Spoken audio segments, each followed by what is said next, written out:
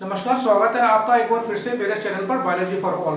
आज हम बात करेंगे मेंडल्स लॉ ऑफ इनहेरिटेंस और उसमें जो पहला उनका जो लॉ ऑफ इनहेरिटेंस था, law of dominance. Law of dominance के बारे में हम बात करेंगे, उसको समझने की कोशिश करेंगे। यहाँ पर मैं आपको जिसका जो प्रोसेस और एक्सप्लेनेशन है उसको मैं आपको यहाँ पर समझाने की कोशिश करूंगा। मेंडल आपने पढ़ा होगा, Mendel is known as father of genetics. उनको फादर ऑफ जेनेटिक्स भी बोला जाता है। और उन्होंने क्या किया था, ही वॉज अ प्रीस्ट, एक चर्च में एक प्रीस्ट थे। तो उस जिस टाइम पर वो प्रीस्ट थे तो लगभग 7 इयर्स तक उन्होंने जो गार्डन भी है जिसको मटर बोलते हैं, जो सामान्य भाषा में मटर होती है, पाइसम सैटाइवम उसको बॉटनिकल नेम है, उसके 7 कंट्रास्टिंग पेयर ऑफ कैरेक्टर्स को स्टडी किया, यानी कि 14 ट्रेड्स को उन्होंने स्टडी किया। और उसके आधार पर जो उन्होंने जो उनको ऑब्जर्वेशन था, उस ऑब्जर्वेशन के बेसिस पर उन्होंने 3 रूल्स दुनिया के सामने लेकर आए। उसमें पहला है law of dominance. Law of dominance को में हम इनहेरिटेंस ऑफ वन जीन, यानी कि एक जीन का जो इनहेरिटेंस है वो कैसे होता है, और उसको मोनोहाइब्रिड क्रॉस भी बोलते हैं। क्या बोलते हैं? मोनोहाइब्रिड क्रॉस भी बोलते हैं। तो मैं यहां पर लिख देता हूं पहले,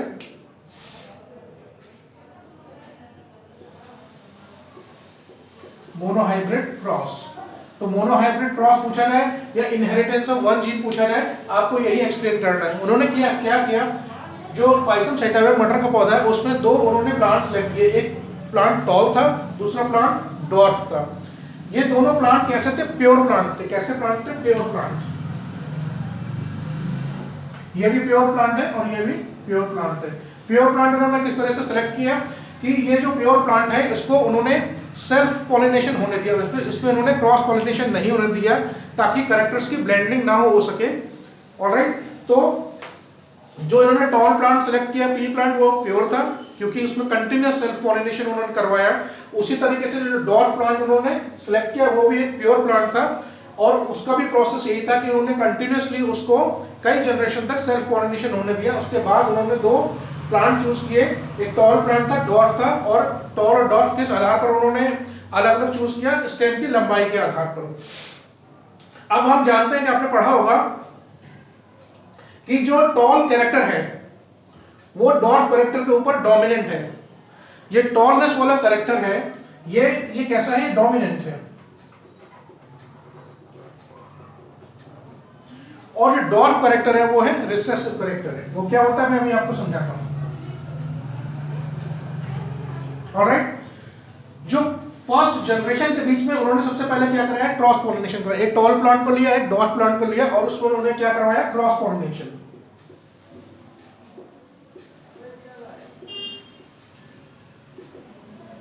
और जिस जनरेशन को उन्होंने चूज किया एज ए सैंपल, और जिस जनरेशन के बीच में उन्होंने क्रॉस पॉलिनेशन कराया, उस जनरेशन को नाम दिया गया पी जनरेशन, यानी कि पेरेंट जनरेशन। पी का मतलब यहां पर क्या है? पेरेंट।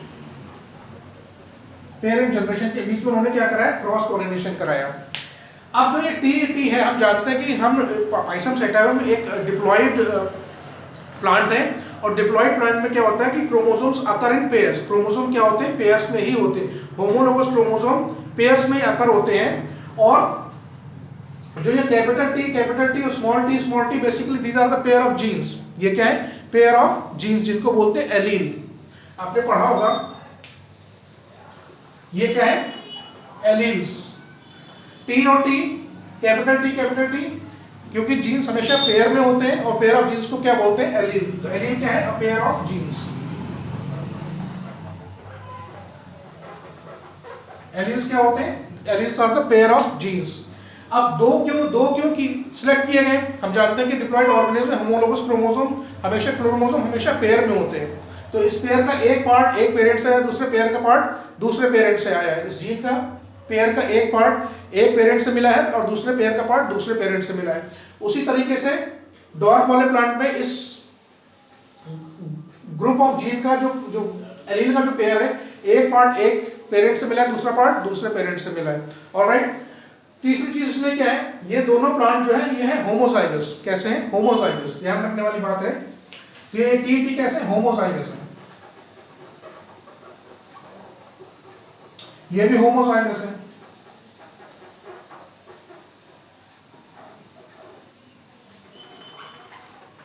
होमोजाइगस।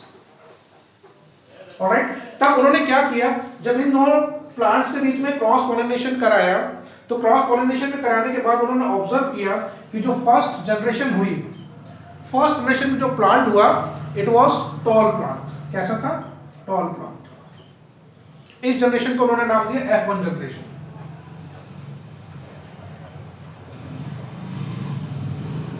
F1 का मतलब है फर्स्ट फिलियल जनरेशन, नाम याद रखेंगे, फर्स्ट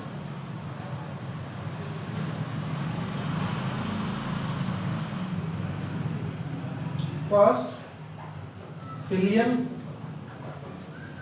जनरेशन। ऑलराइट, चौथी चीज यहां पर समझने वाली बात यह है कि टॉल जो प्लांट है, टॉल इसका फिनोटाइप है, यानी कि इसका फिजिकल अपीयरेंस कैसा है। ये टॉल है, देखने में टॉल है, तो टॉल इसको क्या है? फिनोटाइप। तो ये टॉल क्या हो गया इसका? ये फिनोटाइप हो गया। इसमें अंतर आप समझिए, आपको आगे भी समझ में आएगा फिनोटाइप। लेकिन इसका जेनेटिक कॉम्बिनेशन कैसा है? जेनेटिक कॉम्बिनेशन में capital T pair, there is a pair of gene which control this character of tallness, और इसमें there is a pair of gene small T which controls the character of dwarfness. तो ये कैसा plant है? ये इसका phenotype क्या हुआ? टॉल, और इसका फिनोटाइप क्या हुआ? डॉर्फ। ये इसका फिनोटाइप हो गया। ऑलराइट, और टी और टी क्या है? ये इसका जीनोटाइप है। ये क्या है? इसका जीनोटाइप।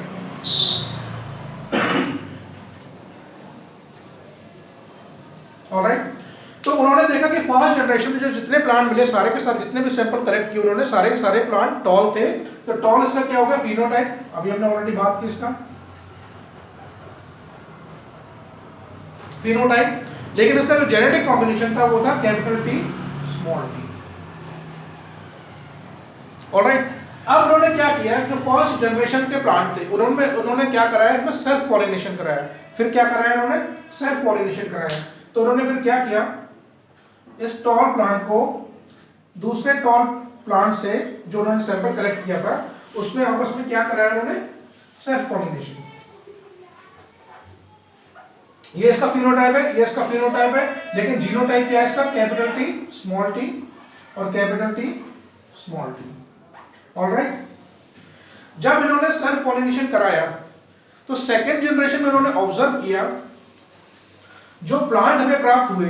अब देखिए ये हो, अब इसको क्रॉस कैसे कराएंगे? इसको क्रॉस ऐसे कराएंगे, इनके आप इनको सेपरेट कर लीजिए।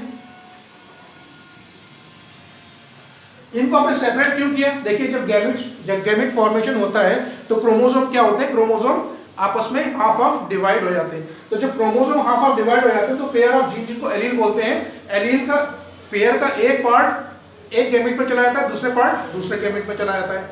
तो ये जो टॉल प्लांट है जिसका जीनोटाइप कैपिटल टी और स्मॉल टी है, ये दो तरह के गैमेट प्रोड्यूस करेगा, जिसमें एक डोमिनेंट टी एलील है, दूसरा रिसेसिव टी एलील है। उसी तरीके से इसमें डोमिनेंट टी एलील है और इसमें एक रिसेसिव टी एलील है। जब इनमें क्रॉस कराया जाएगा तो हमें 4 जेनेटिक कॉम्बिनेशन प्राप्त होंगे। इसको आसानी से समझने के लिए हम यहाँ पर एक बॉक्स बनाते हैं,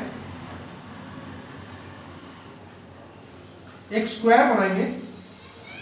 उस स्क्वायर को बोलते हैं Punnett square, PUNNET, Punnett square.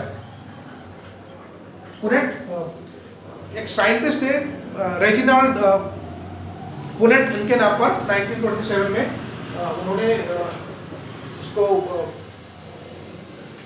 सबसे पहले यूज किया था। तो उनके नाम पर ही, उनके नाम के सम्मान पर इसको पुनेट स्क्वायर बोलते हैं।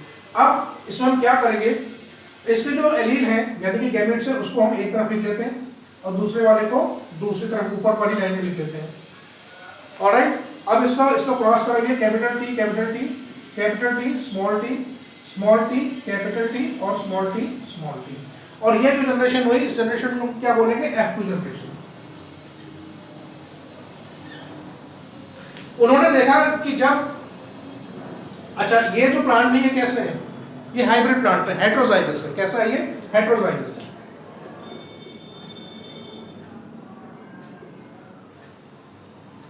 ये प्लांट कैसा है? ये हेटेरोजाइगस है। तो उन्होंने देखा कि जब F प्लांट के बीच में सेल्फ पॉलिनेशन होने दिया तो जो F2 जनरेशन है उसमें हमें जो फर्स्ट जनरेशन में कैरेक्टर अपीयर नहीं हुआ था डॉर्फनेस का, वो सेकंड जनरेशन में वो कैरेक्टर अपीयर हो जाता है। तो उसका अगर जेनेटिक कॉम्बिनेशन की बात करें तो हमें 3 तरीके के जेनेटिक कॉम्बिनेशन मिले। और अगर हम फिनोटाइप की बात करें तो फिनोटाइप में ये टॉल प्लांट रहेगा, ये टॉल रहेगा, ये टॉल रहेगा और ये डॉर्फ प्लांट रहेगा। तो इस हिसाब से हमें कितने टॉल प्लांट मिले? 3 टॉल प्लांट मिले और एक डॉर्फ प्लांट मिला। तो इसका अगर रेशियो की बात करें तो रेशियो क्या आएगा? इसका रेशियो आएगा 3:1। और ये तो उसका हो गया फिनोटाइप।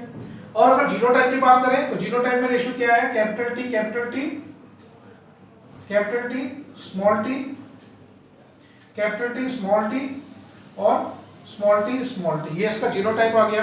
तो हम कह सकते हैं कि ये 1:2:1। तो लॉ ऑफ डोमिनेंस बेसिकली है क्या? इसका एक्सप्लेनेशन समझिए। लॉ ऑफ डोमिनेंस है क्या कि जब दो अपोजिट कंट्रास्टिंग कैरेक्टर्स वाले पेरेंट्स के बीच में क्रॉस कराया जाता है तो फर्स्ट जनरेशन में जो डोमिनेंट एलील है वो रिसेसिव एलील के कैरेक्टर को, ट्रेट को अपीयर नहीं होने देता है, उसके इफेक्ट को पूरी तरह से कवर कर देता है, उसकी इफेक्ट को पूरी तरीके से मास्क कर देता है। इसीलिए फर्स्ट जनरेशन में वो कैरेक्टर अपीयर नहीं होता है क्योंकि डोमिनेंट एलील रिसेसिव एलील के कैरेक्टर को पूरी तरीके से सप्रेस कर देता है, उसके एक्सप्रेशन को एक्सप्रेस फर्स्ट जनरेशन में नहीं होने देता है। सॉरी। हालांकि जब फर्स्ट जनरेशन के प्लांट्स के बीच में आपस में दोबारा से क्रॉस कराया जाता है, सेल्फ पॉलिनेशन कराया जाता है, तो सेकंड जनरेशन में जो कैरेक्टर फर्स्ट जनरेशन में अपीयर नहीं हुआ था वो कैरेक्टर दोबारा से अपीयर हो जाता है। तो ये कहीं ना कहीं ये इंडिकेट करता है कि कैरेक्टर्स जो है जो आपस में ब्लेंड नहीं, उनकी मिक्सिंग नहीं हुई है, ये कैरेक्टर्स आपस में ब्लेंड नहीं करते और इसी वजह से ये बाद में जाके जब इनमें सेल्फ पॉलिनेशन होता है तो ये सेग्रीगेट हो जाते हैं। This whole hypothesis is known as law of dominance. इसका आप चाहें तो स्क्रीनशॉट ले लें। इसके बाद हम दूसरे वीडियो की तरफ बढ़ते हैं।